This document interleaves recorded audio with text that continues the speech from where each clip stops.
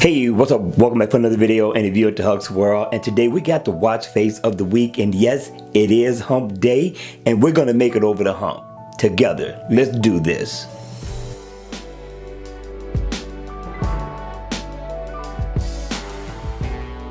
Hey, what's up? Welcome back for another video. And today, yes, we got the watch face of the week.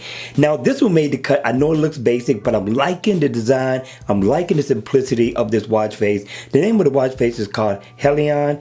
And I'm telling you, in always on mode, it looks really, really nice. You got to see it. But when the watch face is cut on, I do like the design of this watch face, although it looks basic, but I like the color as well. And the background color of it all makes it stand out. So I thought it was worthy of making the cut.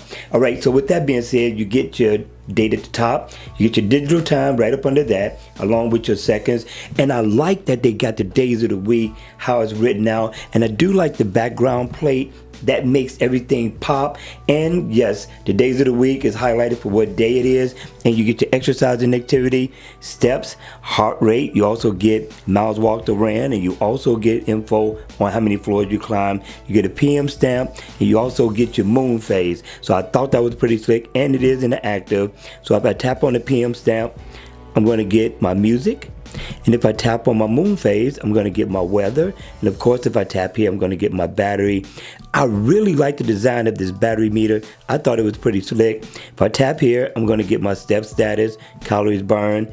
Here, I'm going to get info on my heart rate, which is pretty cool. And if I tap here, I'm going to be able to set an alarm. And right up at the top, I'm going to be able to get my calendar to set an event or just to see what's happening later on throughout the week.